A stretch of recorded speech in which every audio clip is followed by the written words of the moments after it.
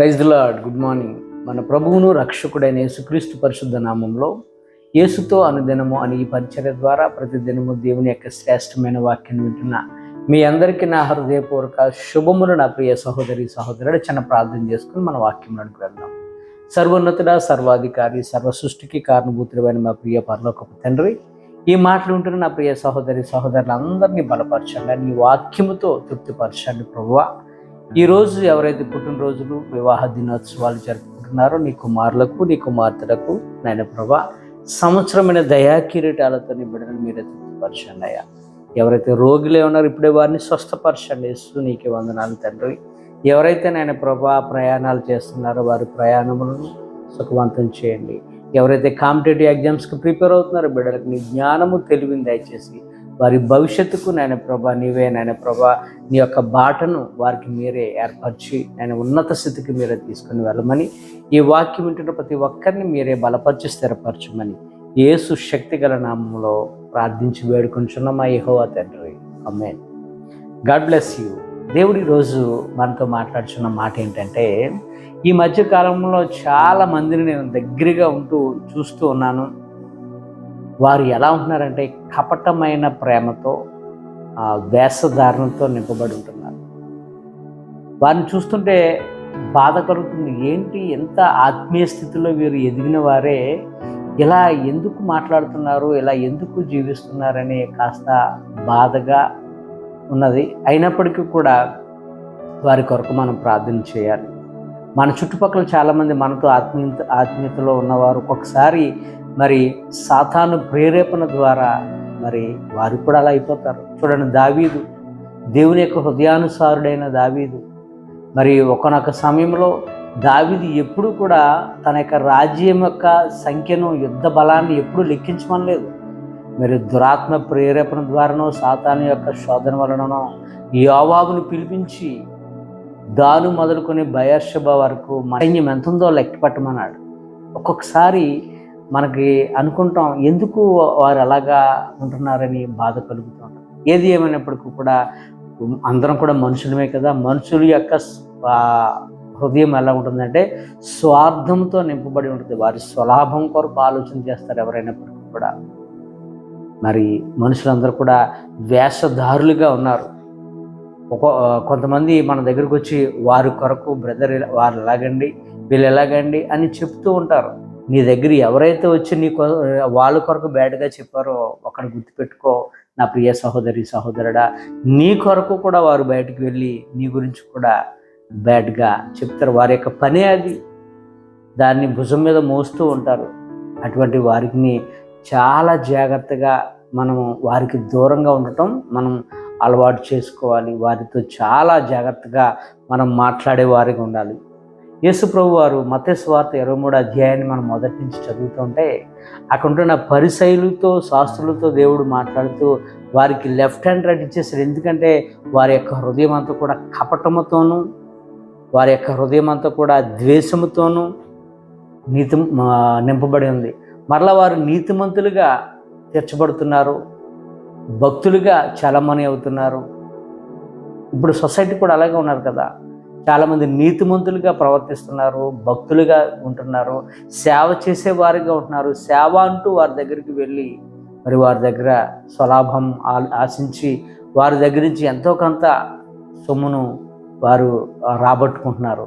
చాలామంది వేదనకు గురవుతున్నారు. ఇటువంటి వ్యక్తులను చూస్తూ అలాగే ఉన్నారండి శాస్త్రులు, సద్దుకాయలు కూడా. అంతేకాదు, ఈ మధ్య సేవకులు కూడా స్వార్థంతో నింపబడి ఉన్నారు, వారి స్వలాభంతో నింపబడి ఉన్నారు. వారికి నచ్చినట్టు వారి ఆనందానికి తగ్గట్టుగా సంఘాలు నడిపిస్తూ ఉన్నారు. బాధాకరం.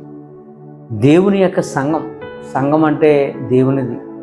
సంఘములో విశ్వాసులు కూడా ఏమైపోతున్నారంటే వేషధారులుగా అయిపోతున్నారు. మన సంఘాన్ని నడిపించే నాయకుడే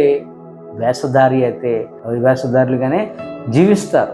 చాలామందిని చూస్తూ ఉన్నాం, బాధ కలుగుతుంది. విశ్వాసులు ఎలా ఉంటున్నారంటే సేవకుడు ఉన్నప్పుడు ఒకలా ఉంటున్నారు, సేవకుడు లేనప్పుడు మరొకలా జీవిస్తున్నారు. సంఘములో ఒకలా ఉంటున్నారు, సొసైటీలో మరొకలాగా వారు జీవిస్తున్నారు. సంఘము దేవునిదండి. సంఘములో విభేదాలు ఈ రోజుల్లో చాలా ఎక్కువ ఉన్నాయి. స్వార్థ ప్రేమ ఉంది, కపటమైన ప్రేమ ఉంది. ఎక్కడ కూడా స్వచ్ఛమైన ప్రేమ ఎక్కడ కూడా ఎవరిలో కూడా కనిపించట్లేదు. ఈ రోజుల్లో సంఘంలో కనబడట్లేదు. పైకి కనిపిస్తే praise lord brother, praise lord sister, మీరు సూపర్ అండి, మీరు ప్రార్థన చేస్తే, మీరు ఆరాధన చేస్తే అబ్బబ్బా పరిశుద్ధాత్మ దేవుడు దిగిపోయినట్టుగా ఉంటాడని అని మనతో మాట్లాడుతున్న వ్యక్తులే మన గురించి పక్కకి వెళ్ళి మన కొరకు బ్యాడ్గా చెప్పేవాళ్ళు చాలామంది ఈ రోజుల్లో మనకి కనిపిస్తున్నారు. అటువంటి వారితో మనం చాలా జాగ్రత్తగా మనం నడుచుకోవాలి. వారి యొక్క మాట హృదయం నుంచి రావట్లేదా ప్రైజ్ లార్డ్ అని చెప్పే మాట, వారి యొక్క పెదవుల నుంచి వస్తున్న మాట. అటువంటి వారిని మనం చాలా జాగ్రత్తగా ఉండాలి. ఇప్పుడే కాదండి, ఆది అపోస్తుల్లోనే ఇటువంటి విభేదాలు ఉన్నాయి. ఆది అపోస్తుల్లోనే ఇటువంటి విభేదాలు ఉన్నాయి. అపోస్తులైన యోహాను గారు, యోహాను రాసిన 3వ పత్రికలో రాశాడు, ఇటువంటి వ్యక్తులు ఉన్నారని. సేవకుడిని పోషించే బాధ్యత సంఘం మీద ఉంది. ఆది అపోస్తులను పోషించే బాధ్యత సంఘానిది. అలాగప్పుడు ఆది అపోస్తులు ఆయా సంఘాలను కట్టుకుంటూ అక్కడికక్కడికి వెళ్తూ వారిని బలపరుస్తున్న టైంలో థియోత్రెఫే అనే ఒక వ్యక్తట సంఘాన్ని అడ్డుకున్నాడంట. మనం ఎందుకు వాళ్ళని చూడాలి, వాళ్ళకి మనం ఎందుకు కానుకలు ఇవ్వాలి, వారికి మనం ఎందుకు భోజనం పెట్టాలి, వాళ్ళని ఎందుకు మనం ఆదరించాలని సంఘాన్ని అడ్డుకున్నాడంట. మనం పెట్టొద్దు, వారి కాళ్ళు చేతులు బాగానే ఉన్నాయి కదా, వారు బ్రతకొచ్చు కదా అన్నట్టుగా మరి అపోస్తులకు అడ్డు పెట్టాడంట.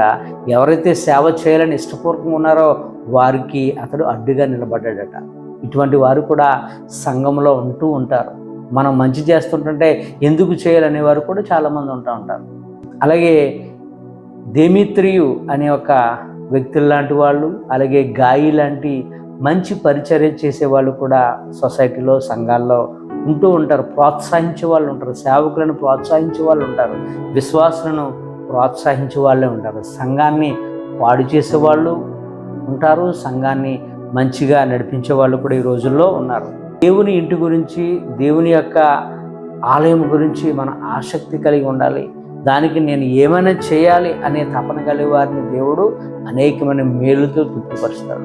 అదే దేవుని ఇంటిలో ఉంటూ దేవుని ఇంటికే మచ్చ తెచ్చేవారిని కీడుకు దేవుడు గురి చేస్తూ ఉంటాడు. అటువంటి వాడే థియోత్రెఫే అనేవాడు. వీళ్ళు ఎలా ఉంటారంటే 2 మనసులు కలిగి ఉంటారు. ఇప్పుడు సంఘాల్లో కూడా చాలామంది ద్విమనస్కులు ఉంటారు. పైకి భక్తిగా, నీతిమంతులుగా, శాస్త్రులు పరిసయ్యులుగా, పైకి నీతిమంతులుగా, మంచి బోధించేవారిగా మనకి కనబడుతూ ఉంటారు. కానీ వారి హృదయం అంతా కూడా ఎలా ఉంటుందంటే కపటముతో నింపబడి ఉంటుంది. మనతో మాట్లాడుతున్నారంటే మన గురించి ఏదో బ్యాడ్గా ఆలోచన చేస్తూనే ఉంటారు. అటువంటి వారిని మనం చాలా జాగ్రత్తగా గుర్తెరగాలి. అటువంటి వారితో తెలివిగా మనం వారి నుంచి తప్పించుకునే వారికి ద్విమనస్కులను నేను ద్వేషించుచున్నానని, 2 హృదయాలు కలిగిన వారిని నేను ద్వేషిస్తున్నాను. ఉంటే నువ్వు వెచ్చగా ఉండు, లేదంటే చల్లగా ఉండు, నులివెచ్చని వారిని నేను ఉమ్మి వేస్తానని కూడా ప్రభు మాట్లాడుతున్నారు. మనము అటు ఇటు కూడా ఉండకూడదు. ఉంటే నువ్వు చల్లగా ఉండు, లేదా వెచ్చగా ఉండు. నులివెచ్చని జీవితము దేవునికి అంగీకారం కానిది, అయిష్టమైనది నా ప్రియ సహోదరి సహోదరుడా. కనుక ఈ మాటలను బట్టి నీలో నాలో ఉంటున్న స్వార్థాన్ని తొలగించుకుందాం. అందరినీ మంచిగా ప్రేమిద్దాం. వారికి కనిపిస్తే చక్కగా నవ్వుతూ మాట్లాడదాం. స్వార్థము లేని ప్రేమను మనం కనపడదాం. అందరినీ శత్రువు కనపడినప్పుడు కూడా చక్కగా నవ్వుతూ, నీకు అతడు అన్యాయం చేసినప్పుడు కూడా అన్యాయాన్ని మర్చిపో. నిన్ను పలకరించాడంటే ప్రైజ్ లార్డ్ బ్రదర్ అని నువ్వు అతన్ని క్షమించగలిగితే నువ్వు క్షమింపబడతావు. ఈ కొద్ది మాటలు దేవుడు మనందరి జీవితంలో నెరవేర్చును గాక. ఆమేన్. God bless you.